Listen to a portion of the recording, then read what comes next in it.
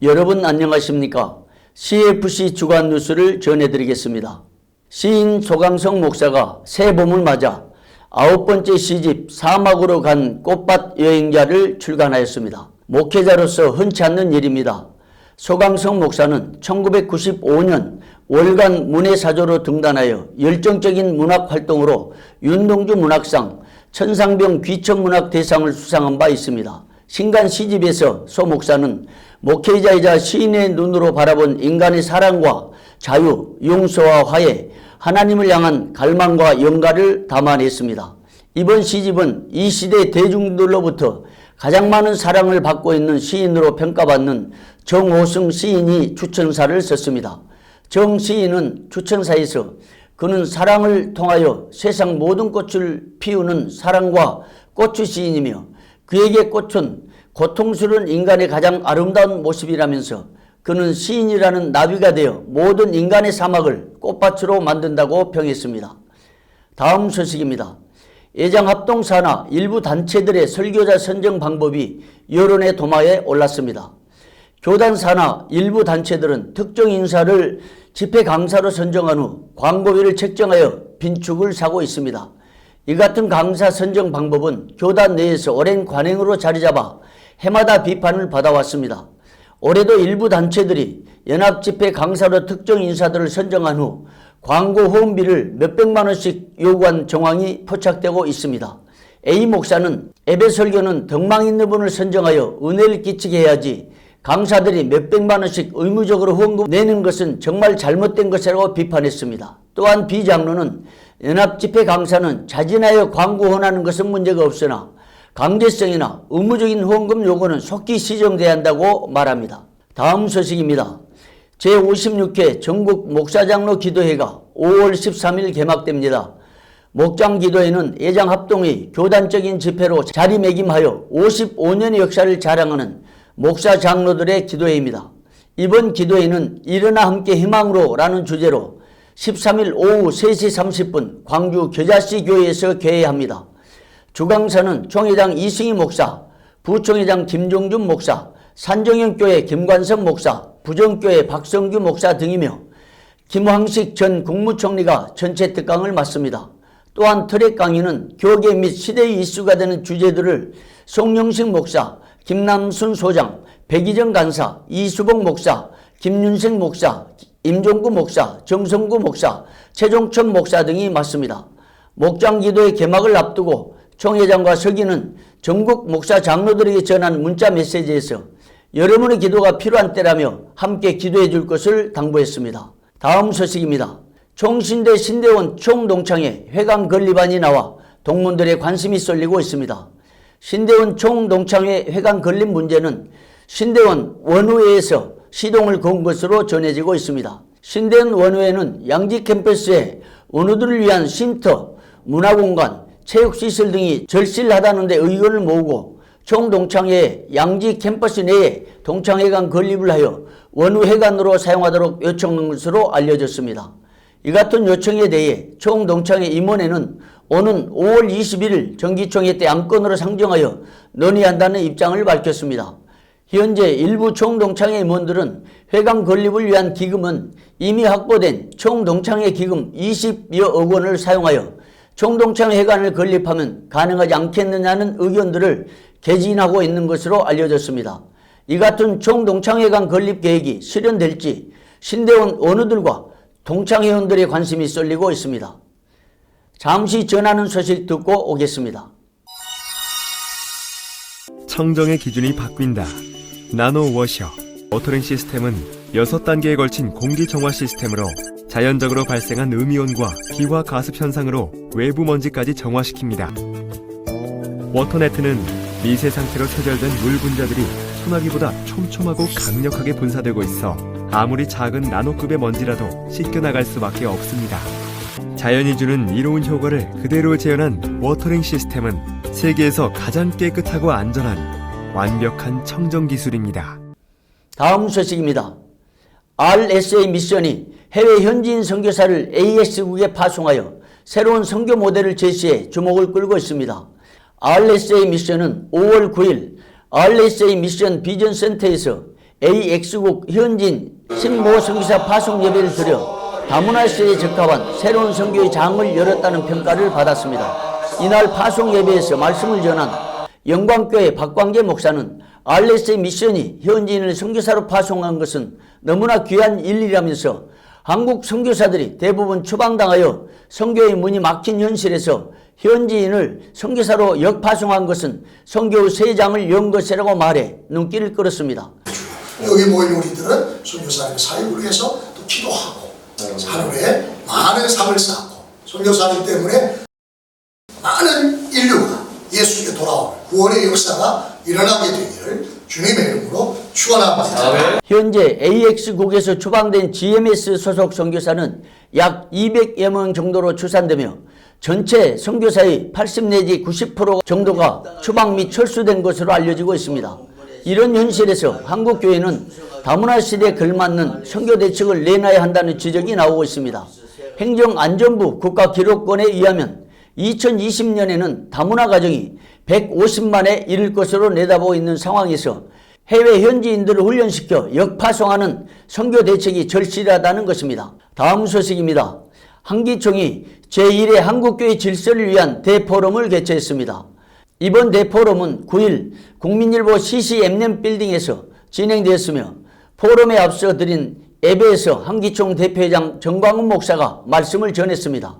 일부 포럼은 황규학 박사의 명성교회 사태, 고영일 변호사의 기독정치, 김노아 목사의 신천지 대책에 관한 순으로 진행되었습니다.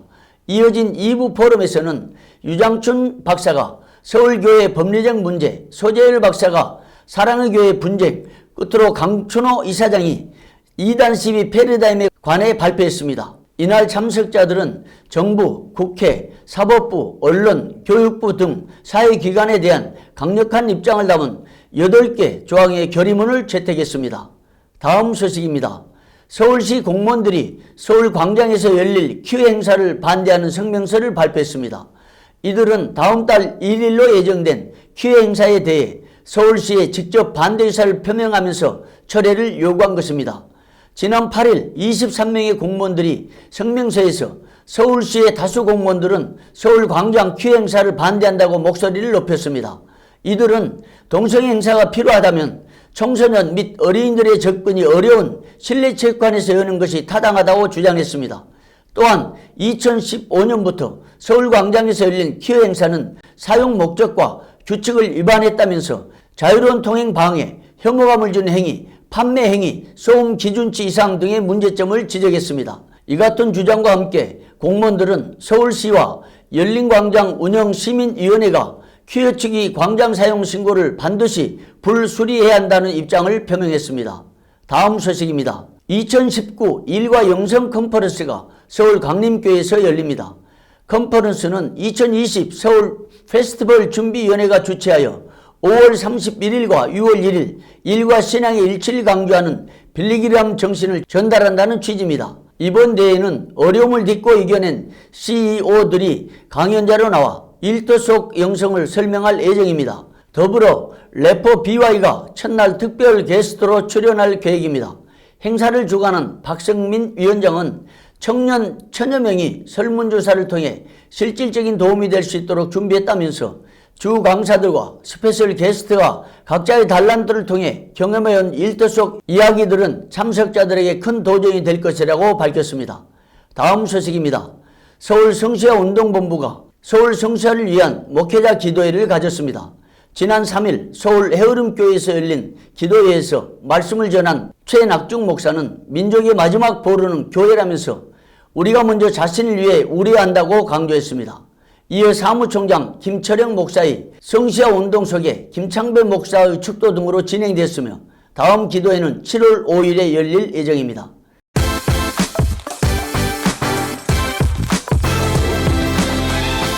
오늘 뉴스 초대석에는 한성노예 노회장 김성경 목사님을 모셨습니다.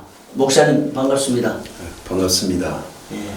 몇 년째 노예 분규 때문에요 어려움을 많이 겪으셨는데 그 한성노예 사태를 좀 정확하게 아주 구체적으로 듣고자 모셨습니다. 한성노예 그 사태가 이제 처음부터 얘기를 하면 아주 복잡하니까 아주 결정적인 그 단서가 됐던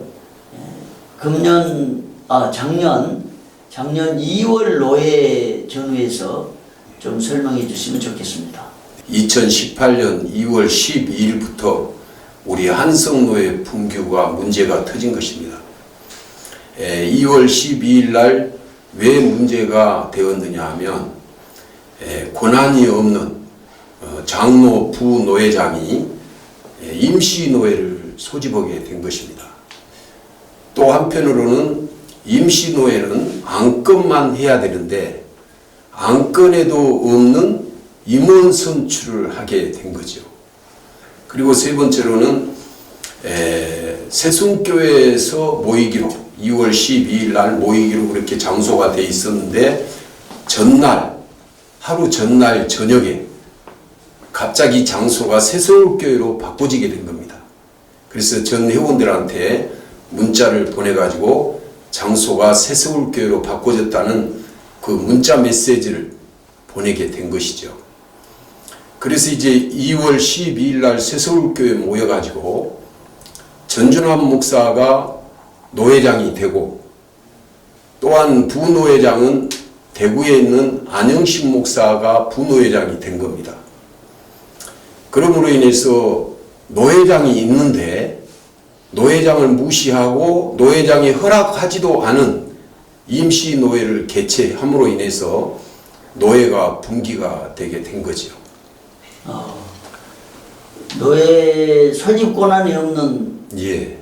그 소집자는 장로 부노회장이었습니까? 예, 추평호 장로라고. 왜 권한이 없었습니까? 예, 우리 합동 측의 그 정년은 만 70세잖아요. 네. 그런데 만 71세가 되신 그 추평호 장로를 사회자로 세워서 임시노회를 개회한 겁니다. 그러면 그 71세 된 후에도 총대로 선정했다는 얘기가 들렸는데 그게 사실입니까? 71세 될 때는 총대로 선정은 안 됐고요. 네. 새순교회 장로였는데 새순교회에서 시무 장로로 은퇴를 한 겁니다. 예. 은퇴를 한 건데 총대는 계속 노예 총대는 총에 가게 된 거죠. 71세 되기 전에 조기 은퇴를 했습니까? 예, 조기 은퇴를 한 거죠. 시무 장로가 아닌데 예. 총대로 예. 파송됐다고요? 네, 네. 그러면 71세 넘어서 소집을 한 겁니까? 그 부노회장 때는? 그렇죠. 총대와는 별개로 예. 그럼 소집자가 권한이 없는데 소집했다는 불법하고 예. 그 다음에 임시노예 안건이 없는데 예. 임원 선출을 한 그 불법 예. 그리고 임시노예 장소를 하루 전날 임의로 변경했다는 거. 예. 세 가지네요. 예. 그러면 그 불법적 노예에 대해서 어떻게 대응했습니까? 저희들은 이제 불법인 것을 총회 서류로 네. 이제 제출을 하게 됐지만은 전 총회장인 정계은 총회장님께서 저희 쪽의 서류는 아예 받지를 않았습니다. 그리고 전준함 쪽의 서류를 받아가지고 한성노회 노회장은 전준함이다 이렇게 해서 또 총회 홈페이지에까지 전준함 목사를 한성노회 노회장으로 올려놓게 된 거죠. 예. 그러나 실은 저희 쪽에 서상국 목사님이 노회장을 연속 3년을 하고 있었던 그런 과정이었거든요. 그리고 정기노회는 4월 9일 날 해야 되기 때문에 2개월밖에 안 남은 겁니다. 그러면 노회장을 뽑는다, 예를 들어 가정에서 뽑는다 하더라도 정기노회가 2개월밖에 안 남았기 때문에 얼마든지 장로, 목사, 부노회장 목사를 통해서 얼마든지 사회를 볼 수 있게 할 수 있는 거거든요. 네. 그런데 우리 총회 헌법에 어긋난 그런 일을 하게 된 거죠.